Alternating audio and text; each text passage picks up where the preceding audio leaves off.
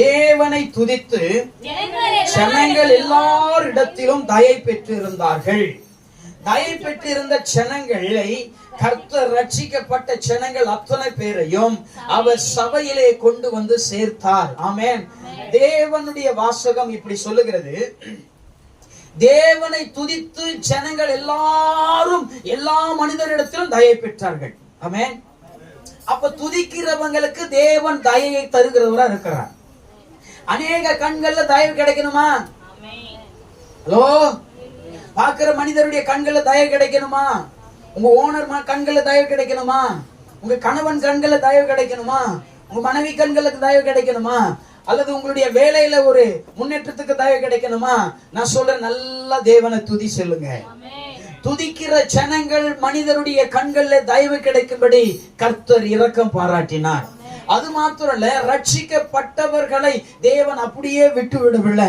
ரட்சிக்கப்பட்ட ஜனங்களை ஓரிடத்தில் கொண்டு வந்து அவர் சேர்த்தார் என்று வசனம் இருக்கிறது. அல்லேலூயா. இன்னைக்கு ரட்சிக்கப்பட்ட ஜனங்களை கர்த்தர் தான் சபையில கொண்டு வந்து வச்சார். எத்தனை பேரால் சொல்ல முடியும், நான் தான் இந்த பாஸ்டர் சர்ச்சுக்கு போனேன், இந்த சர்ச்சுக்கு நீங்களா வந்தீங்க? சொல்லுங்க. நான் தான் இந்த சபைக்கு வந்தேன்னு சொன்னவங்க மட்டும் யாராவது இருக்கிறீங்களா? சொல்லுங்க.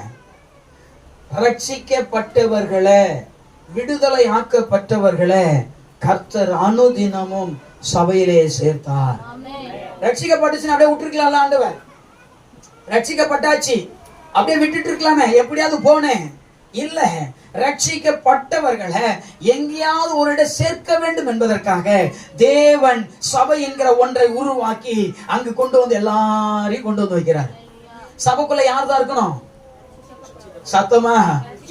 சபைக்குள்ள யார் தான் உட்காருவான்? ரட்சிக்கப்படாதவன் உட்கார முடியாது. ரட்சிக்கப்பட்டவன் இங்க உட்கார்ந்து இருக்க முடியும். ஆமென். ரட்சிக்கப்படாதவன் இங்க உட்கார வாய்ப்பே இல்ல. அவன் கால் வெளியே ஓடிக்கிட்டே இருக்கும், உள்ள நிக்கவே நிக்காது. அல்லேலூயா. இங்க ரட்சிக்கப்பட்டவர்களை கர்த்தர் அனுதினமும் சபையில சேர்த்து கொண்டு வந்தார். ரட்சிக்கப்பட்டவன் யாரு?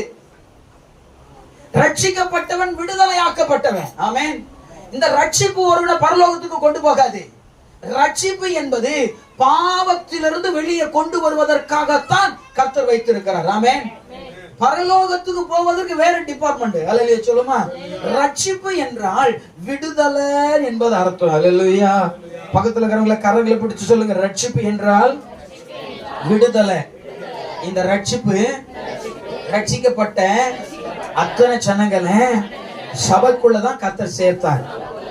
ஏன் ஆண்டவர் சபைக்குள்ள போதும் ஏன் ஆண்டவர் ரட்சிக்கப்பட்டவர்களை சபைக்குள்ள கொண்டு வர வேண்டும் என்று கேட்போமானால், அவர்கள் பாவத்திலிருந்து தான் வெளியே வந்தார்களே தவிர இன்னும் பரிசுத்தரை குறித்ததான அறிவு அவர்களுக்கு தெரியவில்லை.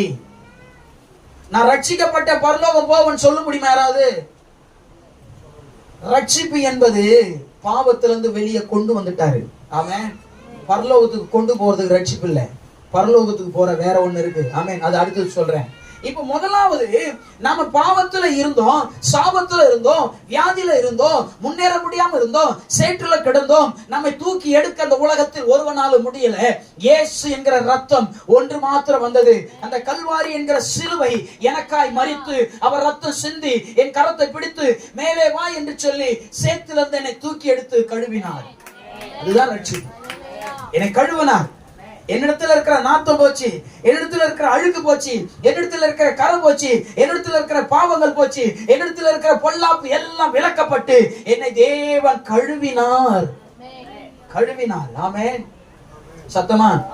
இஸ்ரவேல் ஜனங்கள் எகிப்துல 430 வருஷம் அடிமைகளாய் வாழ்ந்தார்கள். எத்தனை வருடம்? 430 வருடம் அவர்கள் அடிமைகளாய் வாழ்ந்த இஸ்ரவேல் ஜனங்களை கர்த்தர் விடுதலை ஆக்கி ரட்சித்தார். நேர கானான்ல கொண்டு போய் விட்டுருக்கணும். விட்டுருக்கணுமா? விட்டுருக்கூடாதா? ரட்சித்து என்ன பண்ணாரு? சொல்லுங்க. வெளியே சொல்லுங்க. வெளியே கொண்டு வந்தார். நான் சொல்றேன், ரட்சிப்பு என்பது என் பாவ வாழ்க்கை விட்டு என்ன வெளியே வர வச்சுட்டாரு. இது என்னால வர முடியல.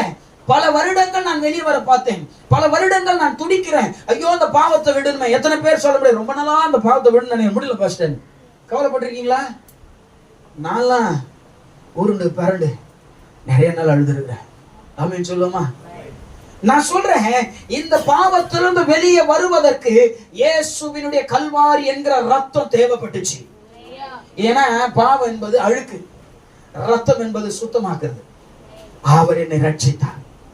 ஆமென். இஸ்ரவேல் ஜனங்களை வெளியே கொண்டு வந்து இப்ப நடக்க வச்சுட்டாரு. இந்த ரட்சிப்பு எல்லா மனிதனுடைய வாழ்க்கையிலும் வரணும். எல்லா மனிதனுக்காக கல்வாரியை தேவன் சிந்தினார். ஆனா தன் மனவாட்டிக்காகத்தான் மெயினா சிந்தினார்னு மறக்க கூடாது. ஆமென். ஆண்டவர் ரட்சிக்கணும், எல்லாரையும் ரட்சித்திருக்கலாமே. ஏன் ஆண்டவர் ரட்சிக்கல? என்னைக்கா யோசிச்சிருக்கிறோமா? எல்லாரையும் விடுதலை ஆக்கி இருக்கலாமே, எல்லாரையும் பாவத்திலிருந்து வெளியே கொண்டு வந்திருக்கலாமே. ஏன் தேவன் செய்யவில்லை? இன்னைக்கு நம்ம எல்லாம் ரொம்ப ஆசைப்படுறோம். நல்லதுதான், நான் தப்பா சொல்லல. எல்லாரும் ரட்சிக்கப்பட வேண்டும் என்பது எல்லாருக்கும் நல்ல எண்ணங்கள் தான், தப்பு இல்லை. ஆனால் நான் ஒண்ணு சொல்லுகிறேன், ரட்சிப்பு தேவனுடையது. ஆமா, 3வது அதிகாரம் வாசிங்க. 3 கடைசி 8. கர்த்தாவே மகளே, 3வது அதிகாரம் 8வது வசனம். ரட்சிப்பு எல்லாரும் சேர்ந்து வாசிக்கலாமா? ரட்சிப்பு வேற யாருக்கிட்டையும் கிடையாது. ரட்சிப்பு அல்லேலூயா சொல்லுவோமா? இப்ப நான் சொல்றேன், ரட்சிப்பு தேவனுடையதா இருக்கையில் இந்த ரட்சிப்பானது சகல ஜனங்களுக்கு கர்த்தர் கொடுத்திருக்கணும். கொடுக்கணுமா கொடுக்க கூடாதா? எல்லாரும் ரட்சிக்கப்பட்டிருக்காங்களா? எல்லாரும் ரட்சிக்கப்பட்டாச்சா? பிரசங்கம் பண்றது என் வேலை, அவ்வளவுதான். ரட்சிப்பை கொடுக்க வேண்டியது, செய்தி சொல்றது என் வேலை. ஏன்னா என் தலை மேல போட்டிருக்கிறார், நான் கொடுத்துருவேன். ரட்சிப்பு அல்லேலூயா சொல்லுங்க. ரட்சிப்பு என்றால் விடுதலை. இந்த விடுதலை தருவது தேவனிடத்துல மட்டும் உண்டு. இஸ்ரவேல் தேசத்தில் தேவன் பிறந்து இஸ்ரவேல் கோத்திரத்துல தேவன் வளர்ந்தார். ஆமென் சொல்லுவோமா? அந்த கோத்திரத்துல வளர்ந்த தேவன் எத்தனையோ நபரிடத்தில் அவருக்கு வந்த போதெல்லாம் சுகம் கொடுத்தார். யாரெல்லாம் விட்டு வந்தாங்களோ அவங்களுக்குலாம் இயேசு யாரை தொட்டாரோ அவர்களுக்கு சுகம் உண்டாயிற்று. இயேசுவை யாரெல்லாம் தொட்டார்களோ அவர்களுக்கும் சுகம் உண்டாயிற்று. எவ்வளவு பெரிய வார்த்தை ஆண்டவர் கொடுத்திருக்கிறார். இயேசுவை தொட்டவனுக்கும் சுகம், இயேசு யாரை தொட்டாரோ அவனுக்கும் சுகம். அந்த ஊர்ல எத்தனையோ விதமான வியாதிஸ்தர்கள் 38 வருடங்களா ஒரே இடத்துல படுத்த படுக்கையா கிடக்கிறான் ஒரு வியாதிஸ்தன். இயேசுநாதர் போய் அவனை தொட்டு சுகமாக்குனாரா இல்லையா? இயேசுநாதர் அவனை வந்து எழுப்பி உன் படுக்கை எடுத்துக்கொண்டு, ஐயா அதே இடத்துல ஏகப்பட்ட குஷ்டரோகிகள், ஏகப்பட்ட வியாதிஸ்தர்கள், ஏகப்பட்ட வியாதியில படுத்து கிடக்கிற ஜனங்கள் இருந்தார்கள். யாரையுமே ஆண்டவர் சொல்லல, இவனை மாத்திரம் தேவன் தொட்டார். ஏன் என்றால் ரட்சிப்பு அவரிடத்திலே உண்டு. அவர் விருப்பமானவனுக்கு மாத்திரம் தான் தருவார், எல்லாருக்கும் அவர் கொடுக்கவில்லை. ஆமென். எத்தனையோ பேருனாலே சுகமாக்கி இருக்கலாமே. ஏன் என்றால் தான் மனவாட்டியை முன்குறிக்கிறது இயேசுவுக்கு மட்டும்தான். அவருடைய மனவாட்டிக்கு அவர் தான். இப்ப பொண்ணு அப்பா அம்மா சூஸ் பண்றாங்களா, பையன் சூஸ் பண்றானா? சொல்லுங்க. மனவாட்டி இப்ப ஒண்ணு இல்லைங்க. நான் பிள்ளைக்கு இப்ப ஏன் நோக்குக்கு நான் பொண்ணு பார்க்க போறேன், நானு ஃபேமிலியா போறேன்னு வச்சுக்கோங்களேன். எனக்கு பொண்ணு பிடிச்சிருச்சு, நான் சொல்றேன் இந்த பொண்ணை நீ கல்யாணம் பண்றான் அப்படின்னு நான் சொல்றேன். அவன் ஓகே சொல்லுவான்றீங்க. பாஸ்டர் என்ன பாஸ்டர் கருப்பாக்குறா, முடி இன்னமும் மாத்தாண்டி தான் இருக்கு, கொஞ்சம் இது வர அடிக்கணும்ல, அப்படிப்பட்ட பொண்ணு பாருங்க பாஸ். இப்ப அவனுக்கு என்ன ஆகல? மணவாளனுக்கு தான் மனவாட்டிய பிடிக்கணும், கட்டிக்க போறவனுக்கு தான் பிடிக்கணும், பாக்குறவனுக்கு எல்லாம் பிடிக்க கூடாது. இப்போ மனவாட்டியாகிய சபை யாருக்கு தான் தெரியும்? சொல்லுங்க. அப்ப அவர் தான் என்னை முன் குறிக்கிறார், அவர் தான் என்னை விடுதலை ஆக்குவார். நீ மனவாட்டி ஆனால் ரட்சிப்பை உனக்கு கர்த்தர் கட்டளையிட்டு இருப்பார். நீ மனவாட்டி இல்லை என்றால் நீங்க உட்காரவே முடியாது, உட்காரவே முடியாது. சொல்லுமா? இப்ப தேவன் ரட்சிப்பை வைத்திருக்கிறார். இந்த ரட்சிப்பை வைத்திருக்கிறவர் யாருக்கு கொடுக்கணுமோ அவங்களுக்கு தான் தருவாரு. நான் சொல்றேன், நீ உண்மையா இருந்தா உனக்கு ரட்சிப்பு வரும். இந்த ரட்சிப்பு சாதாரணமானது இல்ல, ரட்சிப்பு வளரும். ஏசாயா 45வது அதிகாரம் 8வது வசனம் நினைக்கிறேன், எழுதிக்கோங்க. நீங்க வீட்டுல போய் மெதுவா வாசிங்க. இந்த ரட்சிப்பானது கனி தருமா? அல்லேலூயா. வளருகிற செடி தான் கனி தரும். ஆமென். அப்ப ரட்சிப்பு வளரக்கூடிய ஒன்று. இது எப்படி வளருனா, அவர் ஜீவன் உள்ளவர், அவர் கொடுக்கிறதும் ஜீவன் உள்ளது. வாசிங்க 8 வாசிங்க. வாசிங்க. வானங்களே உயர இருந்து சொரியுங்கள்னா பொழியுங்கள். ஆகாய மண்டலங்கள் பூமி தினம் பூமி திறவுண்டு என்றால் பூமி வாயை திறந்து ரட்சிப்பு என்னும் கனியை தந்து நீதியையும் விளைய செய்வதாக. அல்லேலூயா. நல்லா யோசிச்சு பாருங்க. பூமி தன் வாயை பிளந்து ரட்சிப்பின் விதையை போட்ட பின்பு அது வளர்ந்து கனி தர வேண்டும். ஆமென். தேவன் உங்களுக்கு எனக்கு ரட்சிப்பை கொடுத்து இருக்கிறார். இந்த ரட்சிப்பானது வளர செய்ய வேண்டும். நம்ம வளர செய்வதற்கேற்ற கிரியைகளை நாம் நடக்க வேண்டும். ஆமென். ரட்சிப்பு வளர்ந்துச்சு மட்டும் சொல்றவங்க ஒரு அலையில சொல்லுங்க. ஆமென். இயேசுவே அல்லேலூயா. அடக்கமா போகுது.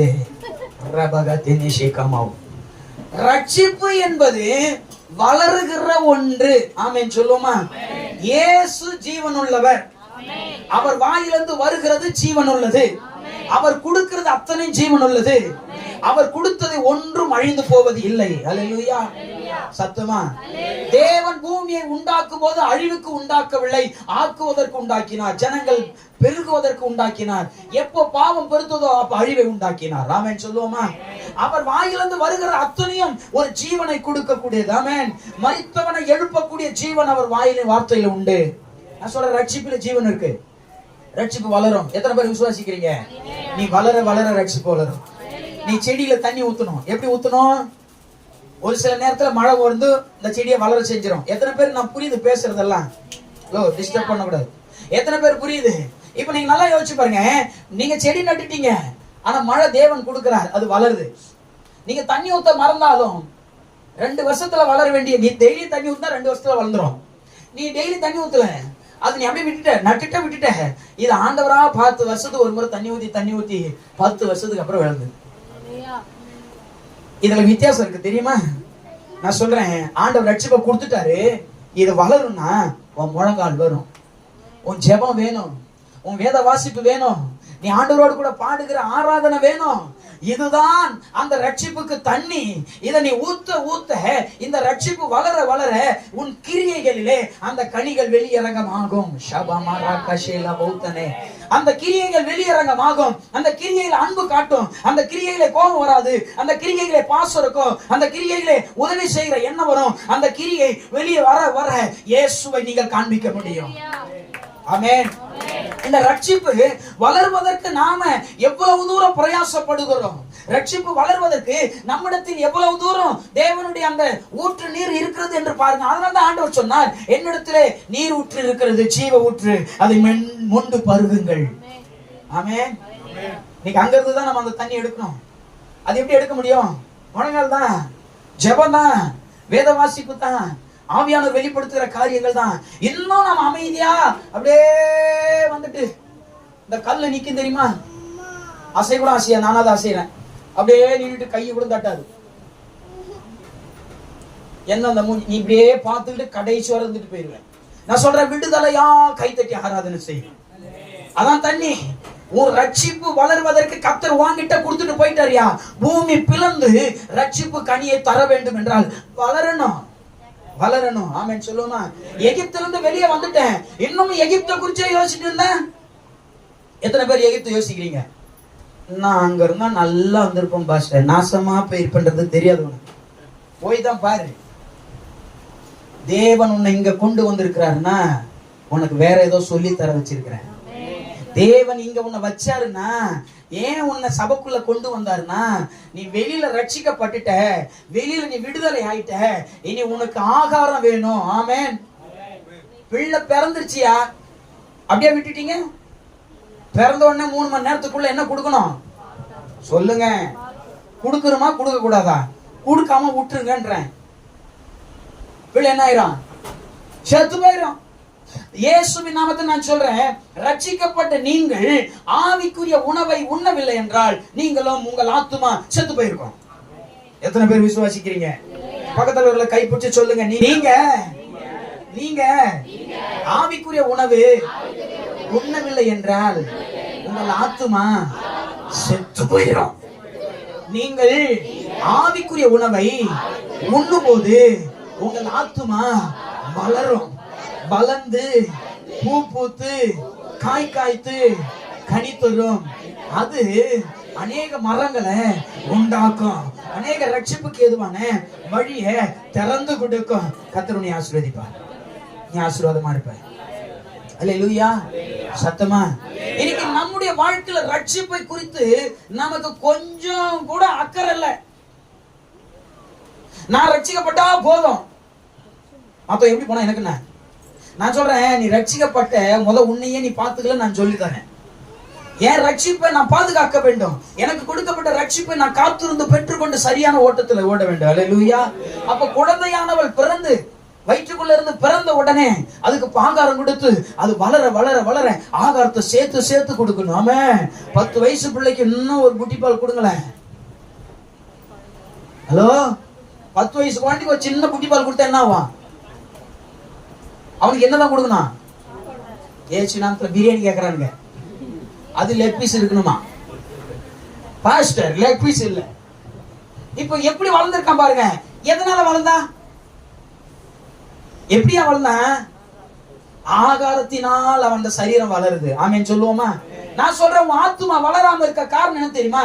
உன் ஆத்துமாவில கோபம், உன் ஆத்துமாவில எரிச்சல், உன் ஆத்துமாவில பொறாமை, உன் ஆத்துமாவில முன்னேற்றம் இல்ல, உன் ஆத்துமா புலம்பிட்டு இருக்குன்னா காரணம் ஒன்னே ஒண்ணு, சரியான சாப்பாடு உனக்குள்ள இல்ல.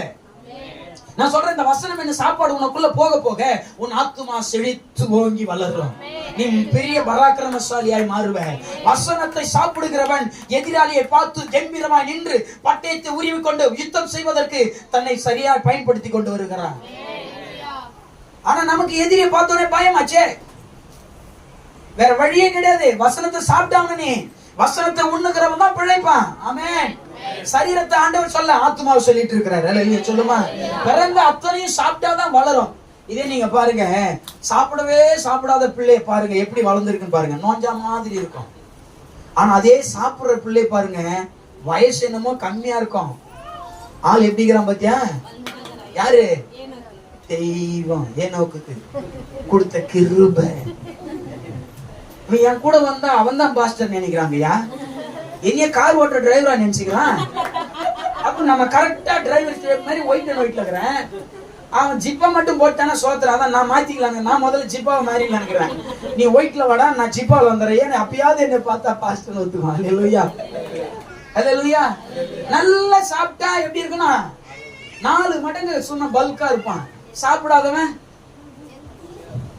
பாஸ்ட் மாதிரி, கீதா சிஸ்டர் மாதிரி இப்படிதான் இருக்கணும், வேற வழி கிடையாது. அல்லேலூயா. நான் சொல்றேன், நீங்க ஆத்துமாவில நீங்கள் வளர வேண்டுமானால் உங்கள் ஆவிக்குரிய ஆத்துமாவுக்குரிய உணவு இந்த வேதம் ஒன்றுதான். அல்லேலூயா. இதை உண்ணுகிறவன் மரிக்காலும் பிழைப்பான் வசனம் சொல்லுகிறது. இதை உண்ணுகிறவன் சதா காலங்களும் என்னோடு கூட இருப்பான் என்று சொல்லப்படுகிறது. இதை உண்ணுகிறவன் பரலோக ராஜ்யத்தில் என்னோடு கூட சிங்காசனத்தில் அமருவான் என்று சொல்லப்பட்டிருக்கிறது. இது உண்ணுகிறவன் யுத்தங்களை பார்த்து பயப்படுகிறவன் அல்ல, யுத்தத்தை ஜெயிக்கிறவனாய் இருக்கிறான். ஆமென், அல்லேலூயா. அப்போ இந்த ஆவிக்குரிய உணவை இன்னைக்கு உண்ணுகிறது இல்ல. நான் மனசாட்சி தொட்டு சொல்லுங்க, நான் கேட்கிற கேள்விக்கு எத்தனை பேர் காலேஜ் பைபிள் வச்சுட்டு வந்தீங்க? கர்த்தர் உங்களை 1000 மடங்கு ஆசீர்வதிப்பாரையா. ஆசீர்வாதமா இருக்கு, வாழ்த்துக்கள். நீங்களாம் எப்படி நாளைக்கு வளர்ந்து கனி தர போறீங்க நான் கேட்கிறேன். சபைக்கு வரனா கடமையா? சபைக்கு வருது ஒரு சம்பிரதாயம் மாதிரி வரதா? சபைக்கு வருகிறது சாதாரண விஷயமா வரீங்க. அப்ப சபைக்கு வருகிற உங்களுக்கு இடத்துல என்ன இல்ல? பயம் இல்ல. பயம் இல்லாம எப்படி நமக்கு ஆசீர்வாதம் வரும்? ஐயா எனக்கு 15,000 ரூபாய் சம்பளம் தராயா, இப்ப 20,000 ரூபாய் சம்பளம் என்ன, நான் எக்ஸ்ட்ரா 1 மணி நேரம் உழைக்கணும், உண்மை உத்தமா நான் வேலை செஞ்சாதான் 20,000 சம்பளம் வரணும். வருமா வராதா? நான் கேட்கிறேன், 15,000 உண்மை இல்ல, 15,000 ஊறப்பட்ட லீவு, 15,000 நீ ஒழுங்கா வேலை செய்யலன்னா உனக்கு இன்கிரிமெண்ட் போடுவானா ஓனரு? நான் சொல்றேன், ஆண்டவர் போட மாட்டார். உன் ஆசீர்வாதம் இதே தான் நிக்குது. நீ ஆசீர்வதிக்கப்பட்டவனே ஆண்டவரை தேடுறது இல்ல, ஜெபிக்கிறது இல்ல, வேதம் வாசிக்கிறது இல்ல, ஆண்டவரை தேடுகிறது இல்ல, ஆண்டவரை பாடி துதிக்கிறது கிடையாது. அப்ப இந்த மாதிரி நேரங்கள்ல உங்களுக்கு எப்படி ஆசீர்வாதம் வரும்? உங்க ரட்சிப்பு எப்படி வளரும்? தூங்கி எழுந்துச்சோம் டீயை குடிச்சவங்க மட்டும் அல்லேலூயா சொல்லுங்க. காலைல டீ குடிச்சிட்டு வந்தவங்க மட்டும் கை தூக்குங்க, மறக்காம கையை தூக்குங்க. நான் சொல்றேன், உங்களுக்கு ஒரு நல்ல செய்தி சொல்ல போறேன், நல்ல செய்தி சொல்ல போறேன். ஐயா கைய தூக்குங்க ஐயா. காலைல நான் டீ குடிச்சேன், சரி வீட்டுக்கு போங்க. புளியில பேதி ஆகக்கூடாது. ஏன்னு கேளுங்க, மறக்காம டீ குடிக்க செய்த சிந்தைக்கு மறக்காம இதை தூக்கணும்ன்றது என்ன வரலையா? ஆண்டவர் துக்கப்படுவாரியா? துக்கப்படுவார். டீ குடிக்கணும்னு எண்ணம் வந்துச்சு, பல்லு விளக்கணுன்ற எண்ணம் வந்துச்சு, வாய் கொப்பளிக்கணும் எண்ணம் வந்துச்சு, குளிக்கணுன்ற எண்ணம் வந்துச்சு. பைபிளை தூக்கணுன்ற எண்ணம் வரலையே. நீங்க சபைகள் எங்க போயிட்டு இருக்கு பாருங்க. எழுந்தச்ச உடனே நம்ம கண்கள் மூழ்கிப்பது ஒன்னே ஒண்ணு, என் கண் திறந்த உடனே பார்ப்பது அது வேதமா இருக்கணும். இதான் என் உணவு, இதான் என்னை சதா காலங்களில் வாழ வைக்கக்கூடிய ஒன்று. இன்னைக்கு சபைகள் எங்க போகுது? தயவு செய்து புரிந்து கொள்ளுங்க தேவ பிள்ளைகளே. வேதத்தை தூக்காமல் உன் வாசப்புள்ள செருப்பு நீ போடக்கூடாது. வேதத்தை தூக்கணும். நமக்கு இப்பதான் சொல்லும், பாஸ்டர் உங்களுக்குன்னா நீங்க மாத்திரம் சொல்லிடுவீங்க, நம்ம பிள்ளைங்களை ஸ்கூலுக்கு அனுப்பணும், புருஷனை அனுப்பணும், எல்லாம் அனுப்பு, 1 மணி நேரம் முன்னாடி ஏஞ்சி செய், ஜெபம் பண்ணு, உன் வாழ்க்கை நல்லா இருக்கணும்னா செய்யுங்கள். இல்லையா நான் இப்படியே இருந்துட்டு போறேன்னா அப்படியே இரு, எந்த ஜெப குறிப்பு என்கிட்ட கொடுத்துறாங்க. நான் ஜெபம் பண்ண எனக்கு கேள்வி கேட்பல, அது பொண்ணு சொல் பேச்சா கேட்க மாட்டேன், அதை பத்தி நீ பறிஞ்சு பேசுற. மோசே சொல்றாரு, இதை குறிச்சு இன்னொரு முறை என்னிடத்துல பேசாத இரு சொல்றாருல. ஆண்டவரே நான் காண, இதை பத்தி பேசாத, இதோட விட்டுரு. அதே மாதிரி பேசிடுவாரு. அல்லேலூயா சொல்லுமா? நம்ம ஆண்டவர் செம்ம கோகாரு, எரிச்சல் உள்ள தேவன் என்று வேதம் சொல்லுது. ஆமென். தயவு செய்து நம்முடைய ரட்சிப்புக்காக நாம் அதிகமாய் ஜெபிக்க வேண்டும். ஆமென். இரண்டாவது விஷயம் பாத்தீங்கன்னா, இஸ்ரவேல் ஜனங்களை ஆண்டவர் எகிப்திலிருந்து வெளியே கொண்டு வந்துட்டு அப்படியே கானானுக்கு கொண்டு போல ஒரு மலை இடத்துல கொண்டு போய் வச்சுட்டாரு. அந்த மலைக்கு பேர் சீனாய் மலை. அல்லேலூயா. இந்த சீனாய் மலைக்கு ஏன் ஆண்டவர் கொண்டு போனார்னா, அங்க ஜெபிக்க சொல்லி தராரு, வேத வசனத்தை கொடுக்கிறாரு. ஆமென். ரட்சிக்கப்பட்டவன் ஸ்ட்ரெயிட்டா பரலோகத்துக்குள்ள போவே முடியாது. ரட்சிக்கப்பட்டவன் எந்த இடத்துக்கு வரணும் அப்படின்னா, வேத வசனம் என்கிற ஒரு இடத்துக்கு வரணும், ஜெபம் என்கிற ஒரு இடத்துக்கு வரணும். ரட்சிக்கப்பட்டீங்களா? வெளியில சபைக்குள்ள ஏன் கொண்டு வந்தா தெரியுமா? இங்க ரட்சிப்பை பத்தி பேசுறதுக்கு வரல, வெட்டுன்னு வெட்ட வேண்டியது இடத்துல இருக்காங்க. கிளைய வெட்டணும், தேவையில்லாததை வெட்டி எடுக்கிற இடம். ஆமென். எல்லாருக்கும் கோவம் வரும், பாஸ்டர் எப்ப பாரு திட்டுறாரு, எப்ப பாரு இப்படி பண்றாரு. இது எனக்கு கொடுத்த டியூட்டியா? எனக்கு கொடுத்த டியூட்டி. பெரிய பெரிய கத்தி கொடுத்துக்கிறாரு, டெய்லி கத்தி ஷார்ப்பா தாங்க இது. வெட்ட வெட்ட ஷார்ப்பாகுது தவிர இது மழுங்கி போற கத்தியா தெரியல. இப்போ தவற கண்டிக்கும் போது ஏற்றுக்கொள்ளுகிறவன் வளர்றான், தவற கண்டிக்கும் போது முறுமுறுக்கிறவன் விழுந்து போறான். ஏன் நான் சொல்லுகிறேன், வேத வசனம் ஆண்டவர் கொடுக்கிறதுக்கு காரணம் என்ன?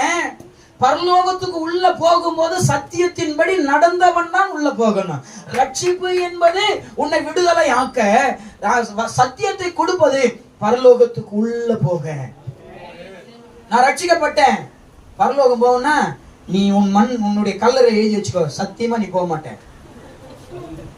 கல்லறை எழுதி வச்சுக்கோ, போகவே மாட்டேன். இயேசுநாதர் பாப்பியான் கூட சந்தேகமா தான் இருக்குது. ரட்சிக்கப்பட்டவர்களை தேவ ஆவியானவர் சபையிலே கொண்டு வந்து ஒவ்வொரு ஜனங்களையும் சேர்த்து கொண்டு வருக. காரணம், நான் உன்னை கழுவிட்டேன், ஆனா வசனம் உள்ளதான் தரப்படும், உள்ளதான் வசனம் தரப்படும்.